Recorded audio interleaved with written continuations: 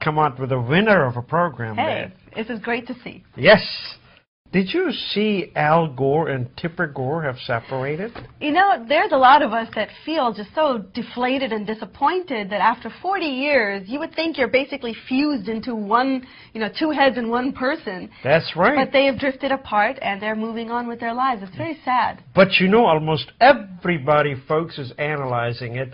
And this piece in Wall Street Journal, done by Jeffrey Sassola, he's talking about that, used to be you raised your kids, they got married, you saw a couple of grandchildren, and then you were gone, But now there are so many empty nesters.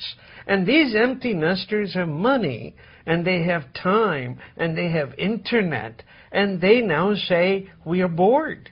I tell you a funny story this guy's written. He says when you are in your 20s and 30s, when you're having a dinner with your wife, you're talking as much as 40 minutes of the hour.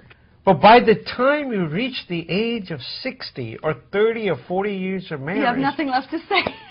You're talking less than 5 minutes, But what surprises me is I look at my parents. Now, they have been married almost 40 years, and they can't survive without each other. They don't know how to exist without the other. Men cannot survive without a woman, That's what this guy says, too. So it is kind of amazing to him that, there is no hint of, I think people were looking to see if there was some sort of scandal here that caused this marriage to break up. It's so awful that we live in a society now where if a couple just breaks apart, we're all looking for the dirt. But there apparently is no dirt here. They just simply grew apart. There is no infidelity here. But why separate? Why not just live your lives independently and come to an agreement that the world might see us as a married couple, but we are independent people? Look at Bill and Hillary Clinton. I mean, that's the irony, right? This has been all over the news that of all the expectations people had, Bill and Hillary to still be together today is not what people would have thought, and Tipper and Al Gore separating is not what people would have thought. That's right. It was an interesting piece. I thought I really enjoyed it. It's in Wall Street Journal. Well, sticking on the subject of marriages, a couple of weeks ago, we talked about how my generation, transitional generation, has actually started to go back and marry within our race. That's right. According to CNN.com, interracial marriages are actually at an all-time high. In fact, 1 in 7 marriages are interracial or interethnic. And according to a new Pew Center study, Asians and Hispanics are most likely to marry outside of their race. That's right. And it has been happening. It's because Asians and Hispanic population is at all-time high. I think that's also fair. But they're saying in 2008, African Americans also became 3 times more likely to marry outside their race as compared to, let's say, 1980, which is not that long ago. It's just a cultural shift, I think, that's happening. But, they make an interesting point. Among 18 to 29-year-olds, 85% accept interracial marriages.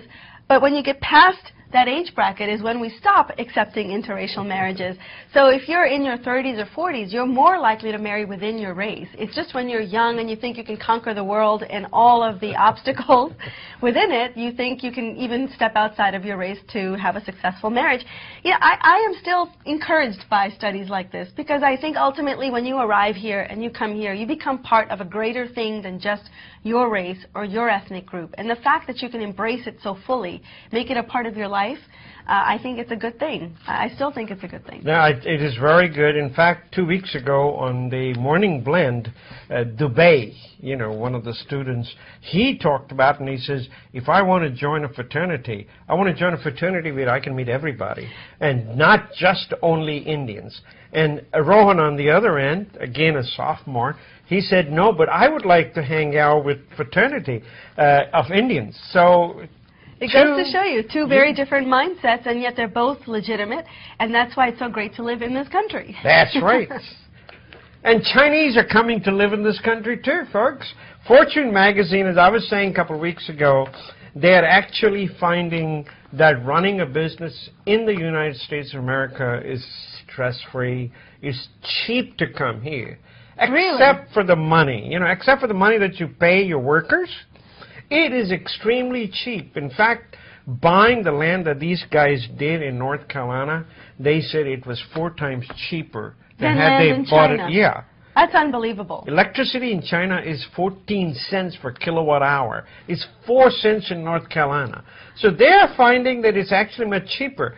But, you know, everything else, the $2 employee that they get in China, up here it costs them $18 to $25, and that's the big nut for them to crack.